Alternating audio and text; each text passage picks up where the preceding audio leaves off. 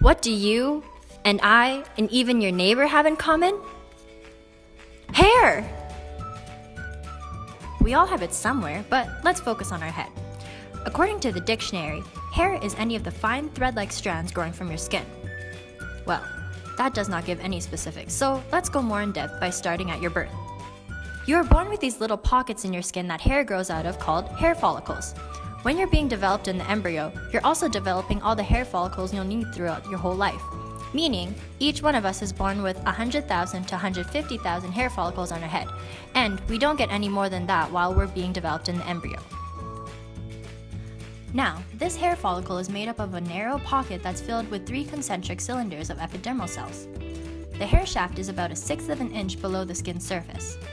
When the hair cell moves 1/5 of an inch upward, keratin fiber kills the hair cell because the keratin fiber prevents all materials from being exchanged. This means when we talk about having dead ends, this is true, but not only the ends are dead, but all the cells once they pass the keratin fibers beneath the scalp. Hair is determined by genes from your mom, your dad, your grandparents, your great-grandparents, and so on. But the process of your hair turning gray is under your control. It can be triggered and affected by smoking, lack of nutrients, and poor nutrition. So, make sure to take good care of yourself. The production of the pigment is melanin, which are cells called melanocytes that produce eumelanin to make your hair dark. Melanocytes also produce pheomelanin that give off a reddish-yellow pigment. This is why there are different types of hair colors. They pass the melanin onto cells that make keratin, the central protein in hair. When the keratinocytes begin to die, they get the gray color from the melanin pigment. When the hair begins to go gray, the cells are slowly becoming less active, and soon all the cells are gone and the color will no longer be supported. Have you ever noticed your hair becoming lighter when you're in the sun?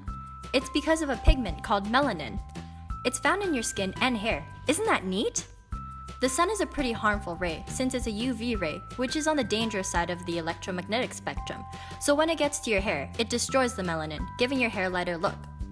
You may think that this is destroying your hair and even killing it, but here's the funny part. Your hair is already dead. So the only way for your hair to get back to its usual color is to wait until it grows back. Have you ever wondered why you or others have curly hair? Well, you see, it's really because of the weight of your hair. Because a strand of hair is weighted from the bottom due to gravity, then that means that the top of the strand has more weight.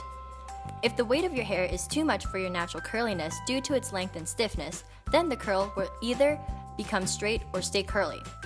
A curl can change from phases from 3D local helix to 3D global helix.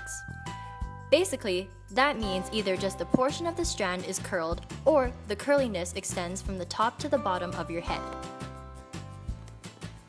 Now, we all know that hair grows, but does it fall out? What is the cause of hair loss?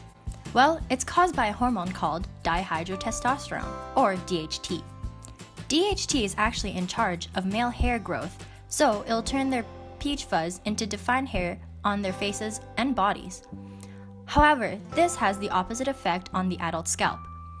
More receptors are located in the adult scalp, meaning more DHT is able to access their hair cells. If too much DHT is being released, this causes hair to fall out. DHT can also create hair gain and loss problems within women because of the testosterone, which is created by the pituitary gland confusing the genders, which can create extra facial or chest hair. And there you have it! Now you know the basics of your hair!